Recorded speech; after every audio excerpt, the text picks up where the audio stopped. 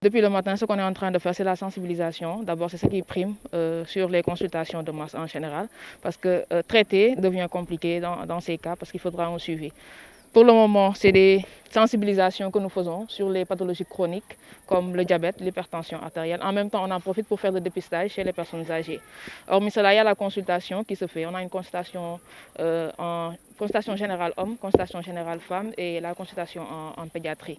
Et aussi, il y a un don de médicaments qui se fait au niveau de la pharmacie du centre. Oui, oui, pas de découverte récente. Par contre, des membres de la population qui sont venus déjà, qui sont déjà sous traitement par rapport à ces maladies-là, l'hypertension, le diabète, mal suivis quand même, mais toujours l'objectif de la sensibilisation, c'est de leur faire comprendre qu'il faut suivre leur pathologie. Et c'est ce qu'on est en train de faire par rapport à ces patients-là. Par contre aussi, on a quelques patients à qui on pense qu'il y a probabilité qu'ils aient ces maladies-là, comme le diabète et l'hypertension. La confirmation se fera peut-être un peu plus tard dans les jours à venir, mais quand même, on leur a sensibilisé, on leur a fait comprendre qu'il y a des risques, donc il faudra faire le suivi par rapport à ça.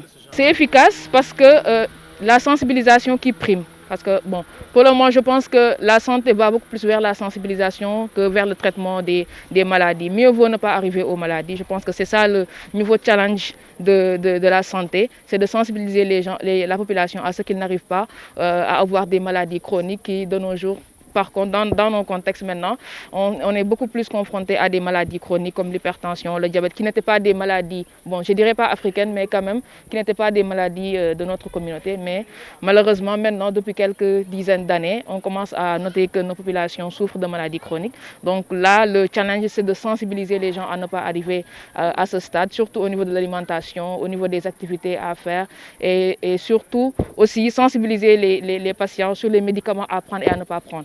Je profite de l'occasion vraiment pour le dire que je suis très heureux de cet hommage, de ces activités, parce que ça tombe à pic. Vous savez, nous sommes en milieu rural.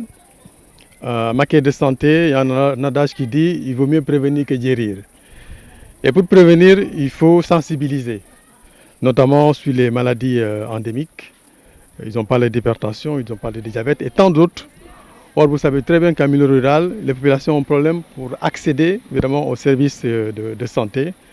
Et donc, organiser une telle activité, aller vers les populations, je pense qu'il n'y a pas belle occasion justement pour prendre en charge évidemment ces populations qui sont en détresse.